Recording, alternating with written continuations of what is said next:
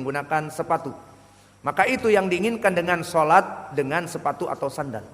Namun dari sunnah juga menggunakan sepatu ataupun sandal tetapi tidak dipakai di atasnya. Maka ini pun dari sunnah. Maka yang kedua atau yang ketiga, jika dia telah masuk dalam keadaan sandalnya bersih, kemudian dia ingin melaksanakan sunnah juga dengan sandal, tidak mesti dipakai.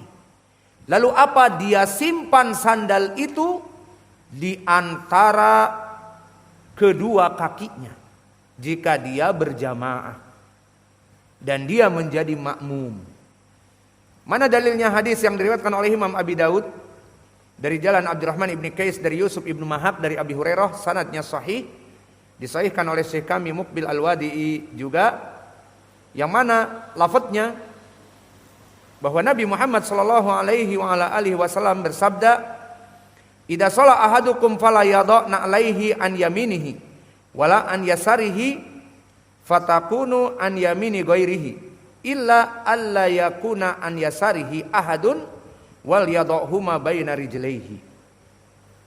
Jika seseorang sholat dengan sandalnya dan dia tidak ingin menggunakannya, jadi sholat dengan sandal itu bisa dipakai, ini yang pertama. Dan yang kedua, tidak bisa dipakai, maksudnya dia membawa ke dalam, maka ini pun dari sunnah.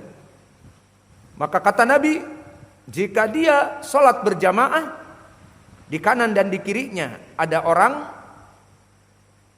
maka wal yadhuma baina rijlaihi, agar dia menyimpan di antara dua kakinya. Maka ini juga dari sunnah sholat menggunakan sandal, menjadikan sandalnya itu tidak di dalam kakinya, sepatunya itu tidak menutupi kakinya, dimasukkan kakinya ke dalamnya, tetapi dilepaskan dan disimpan di antara dua kakinya. Ini jika dia dalam keadaan makmum. Lalu jika dia dalam keadaan berjamaah tetapi dia imam seperti saya tadi, ataupun dia dalam keadaan sholat sendirian, sholat sunnah, maka ingin melaksanakan sholat dengan sandal, tidak mesti dipakai, dilepaskan bisa, namun sandalnya disimpan di sebelah kiri. Siapa yang mau jadi model? Silahkan. Sini ya, Man. Yusron. Tal. Ini sandalnya nih, sepatu saya, sepatu boot. Ambil. Coba laksanakan sunnah sholat di antara dua kaki, disimpan saja tidak dipakai, dan sholat di sebelah kirinya. Ayo. Misalnya antum menjadi makmum. Tidak, makmum, kamu makmum. Ada sebelah kiri dan ada sebelah kanan. Berarti di mana? Disimpan di antara dua kaki. Coba sholat, sujud, ruku, Allahu Akbar misalnya. Ayo. Ruku, sujud. Seperti itu keadaannya. Paham? Maka ini dari sunnah seperti yang disebutkan tadi di riwayat Abi Hurairah. Maka jika kamu menjadi makmum, di sebelah kanan dan sebelah kiri ada manusia, maka simpanlah di antara dua kaki, seperti itu. Kemudian tadi di hadis yang kami sebutkan sekarang dari Abi Sa'id Al-Khudri, bainama Rasulullah sallallahu alaihi wasallam yusolli fa khala an'alaihi fa wada'ahuma an yasarihi. Hadis yang terdahulu, di saat Jibril mengabarkan ada kotoran ya Rasulullah, Nabi menyimpannya di sebelah kiri. Ini yang pertama. Dan di hadis Abi Dawud dari Abdullah bin Sa'ib, ra'aitu Nabiya sallallahu alaihi wasallam yusolli yaumul fatah wada'a an'alaihi an yasarihi. Aku melihat Nabi salat di perang Fathu Makkah. Nabi menyimpan sandalnya, selalu Nabi membawa sandal, mengikuti sunnah. Namun dia tidak ingin memakainya di sini dia. Karena dia imam, Nabi imam atau Nabi salat sendiri, ini keadaannya, dia menyimpan di sebelah kirinya. Di mana? Seperti itu. Coba ruku, sujud. Ruku dan sujud, Allahu Akbar. Maka seperti ini. Paham ya? Maka sholat menggunakan sendal kadang dipakai, sudah. Dan ini asalnya dipakai sesuai dengan hadis Khaliful Yahud walan Nasara fa innahum la yusalluna fi ni'alihim. Salatlah dengan menggunakan sandal dan sepatu, menyelisihi Yahud dan Nasara. Karena mereka tidak pernah melaksanakan sholat di atas sandalnya. Namun dari sunnah juga jika semuanya harus dipakai, ternyata tidak. Sholat menggunakan sandal, kadang-kadang Nabi membawa sandalnya dan tidak dipakai. Maka telah datang di dalam hadis yang kami sebutkan tadi. Pertama di hadis yang sahih dari Abi Hurairah, agar menyimpan di antara kedua kakinya dia jika dia bersolat berjamaah. Ada orang di kanan dan di kirinya, di antara dua kaki. Dan di hadis Abdullah bin Sa'ib dan Abi Sa'id Al-Khudri, di saat Nabi diberitahu ada kotoran, maka Nabi menyimpan sendalnya di sebelah kirinya, tidak di sebelah kanan, dan tidak di antara kedua kaki. Dan begitupun di dalam hadis Abdullah bin Sa'ib, bahwa Nabi dilihat di saat sholat sendiri dengan sandalnya, dia menyimpan sandalnya di sebelah kaki kirinya. Sudah masuk Isya? Belum.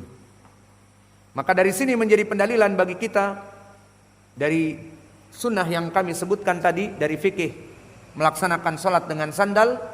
Barang siapa yang ingin sholat menggunakan sandal, dipakai, itu asalnya.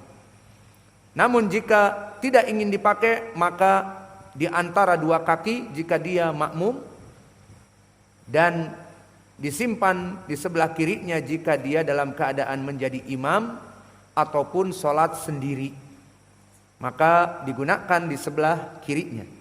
Maka ini dari sunnah yang insya Allah kita bisa melaksanakannya, karena masjid Imam Ahmad ini dan yayasan Imam Ahmad di sini, alhamdulillah bukan milik dari person tertentu, bukan miliknya Bapak siapa namanya?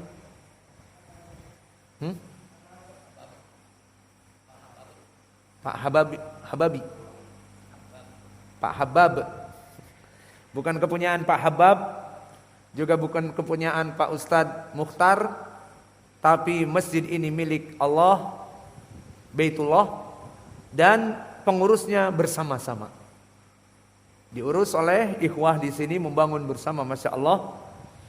Maka oleh sebab itu tidak butuh untuk melaksanakan sunnah yang agung ini lapor kepada pimpinan cabang Palu, seperti masjid, maaf, nggak usah disebut, masjid ormas tertentu.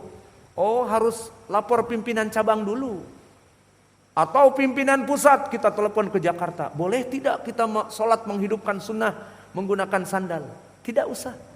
Atau minta izin kepala dusun, misalnya, kita izin, paling Pak dusun akan bilang, ya sunnah, laksanakan, apa urusannya saya, dan sebagainya. Kesimpulannya, ikhwah di sini sangat mudah untuk menghidupkan sunnah. Maka kemana selama bertahun-tahun ini? Ada yang 40 tahun belum pernah melaksanakan sholat menghidupkan sunnah dengan sandal. Ada yang 60 tahun, ada yang sudah belasan tahun. Maka alhamdulillah sholat menggunakan sandal itu perkara yang mudah. Nanti prakteknya jika antum lihat. Dan itu yang ada di Masjid Syekh Mukbil.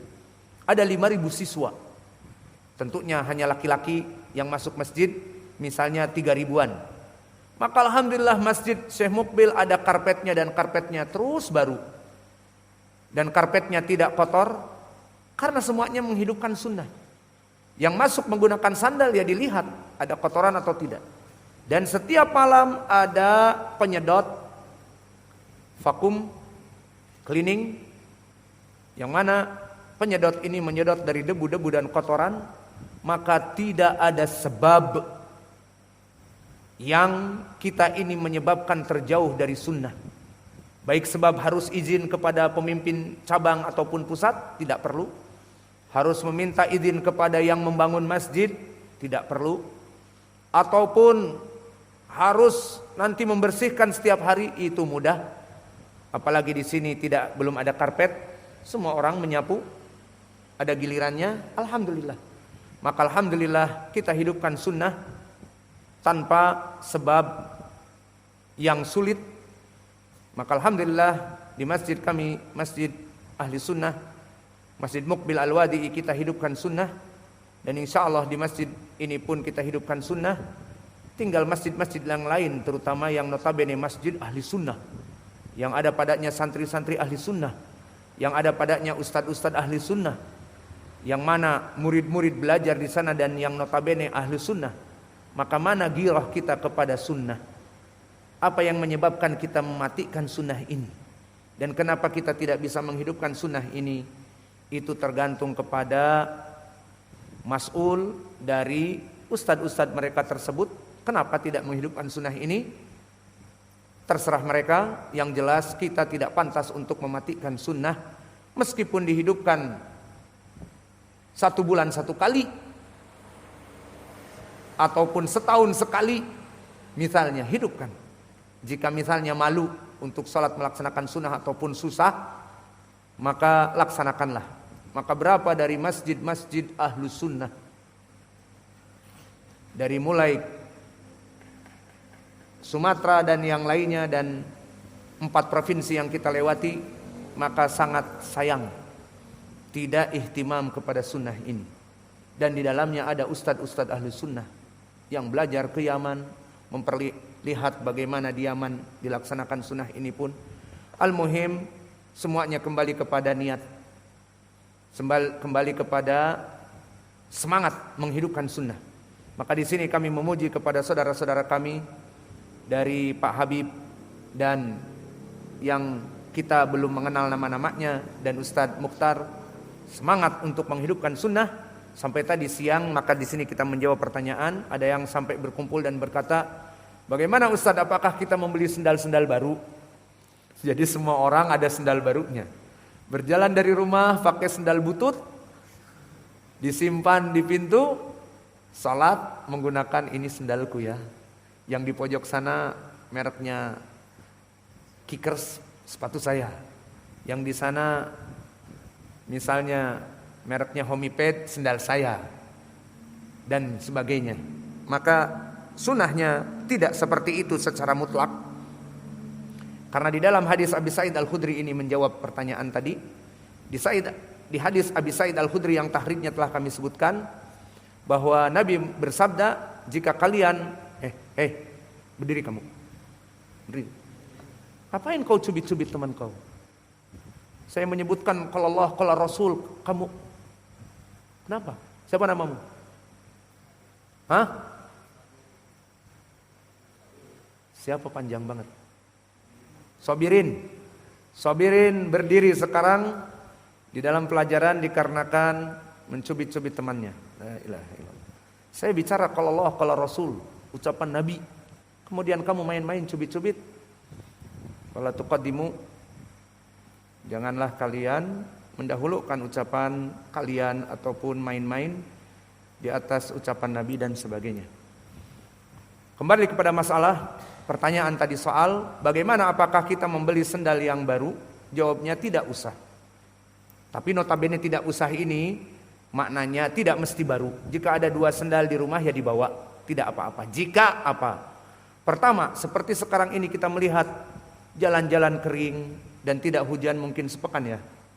Maka jalan-jalan kita melihat kering. Tadi pun saya turun dari motor masuk ke masjid, langsung khutbah Jumat, dilihat sendalnya tidak kotor. Dan sekarang saya tadi sebelum masuk maghrib untuk sholat maghrib, turun dari kendaraan, melihat tidak kotor. Maka dalam perkara-perkara seperti ini, lebih baik seperti hadits Abi Sa'id, barang siapa yang dari rumahnya ingin sholat dengan menggunakan sandal fal yang durna'lai, agar melihat sandal yang dia pakai. Bukan memakai sandal baru, tetapi melihat kepada sandalnya yang dia pakai. Jika ada kotoran dibersihkan. Jika ada kotoran yang basah, kebetulan menginjak septic tank yang bocor tanah, tapi ada septic tank bocor, ya dibasahi dengan air, dilap. Alhamdulillah dipersiapkan, ada lap, ada seperti pecungkil. Karena misalnya mungkin ada kotoran masuk di antara sela-sela sandal, dicungkil, pokoknya apa saja. Maka di hadis Abi Sa'id Al-Khudri agar apa? Agar mau berdiri, jangan main-main. Kalau kamu mengetawakan dia bermain-main, sama nasibnya berdiri. Maka di sini di dalam hadis ini disebutkan agar melihat kepada sandalnya. maka tidak usah membeli yang baru. Namun jika ada boleh dibawa. Masalahnya jika hujan bagaimana? Ini dia pertanyaan. Bisa jadi kalian membawa sandal yang dibawa dari rumah, turun dari kendaraan, dan di sini kami melihat tanahnya tanah merah, maka jika hujan becek. Meskipun turun dari mobil, iya kebanyakan. Turun dari mobil, kemudian berjalan ke masjid ini becek. Karena di sini kebanyakan banyak pohon-pohon sawit, sehingga tanah-tanah kalau hujan becek, maka tidak bisa masuk masjid. Tapi ingin melaksanakan sunnah, maka di sini wallahu a'lam masuk kepada keumuman hadis. Maka ini adalah pendapat saya, masuk keumuman hadis. Sallu fi ni'alikum khaliful yahud. Salatlah kalian dengan sandal-sandal kalian, menyelisihi Yahud dan Nasara. Di sini tidak disebutkan sandal-sandal kalian yang dipakai ataupun tidak. Namun yang menjadi poin, salatlah dengan sandal-sandal kalian. Maka di sini bisa dipakai jika hujan dan becek, dia turun dari kendaraannya masuk ke masjid dalam keadaan sandalnya belepotan dengan lumpur, maka tidak bisa sholat dengan sandal itu, tapi ingin melaksanakan sunnah, maka wallahu a'lam boleh dia menggunakan sandal yang dia simpan di masjid dari sandalnya. Wallahu a'lam, karena keumuman hadis tadi, sallu fi ni'alikum khaliful yahud. Salatlah dengan sandal kalian tanpa mesti diperinci sandal yang dipakai atau sandal yang bersih atau sandal yang ada di masjid atau sandal yang tidak belepotan dengan lumpur, yang jelas bersifat umum. Salatlah dengan sandal kalian. Maka dari sini jika keadaannya berlumpur tanahnya dan sandal yang kita pakai mau tidak mau turun dari mobil, turun dari motor, ingin masuk ke masjid harus berlumpur, maka boleh untuk menggunakan sandal yang dia simpan di masjid. Wallahu a'lam. Maka inilah yang bisa kita berikan. Kami menghimbau kepada seluruh kaum muslimin untuk sholat menggunakan sandal, karena ini adalah sunnah. Dan insya Allah di pelajaran yang akan datang kita akan masuk kepada pujian keutamaan orang-orang yang menghidupkan sunnah yang termatikan. Insya Allah coba dijelaskan atau diumumkan kepada saudara-saudara kapan jadwal saya. Mungkin sehari satu kali, ya ba'dal maghrib saja cukup ya. Kita kan nanti kalau kebanyakan tidak fokus. Kita kan masih acara pengantin baru. Jadi kalau terlalu banyak pelajaran nanti tidak fokus pelajarannya. Wa naktafi ila huna wa jazakumullahu khaira wa barakallahu fi ilmikum. Diumumkan setiap maghrib kita berikan kajian. Subhanakallahumma bihamdika asyhadu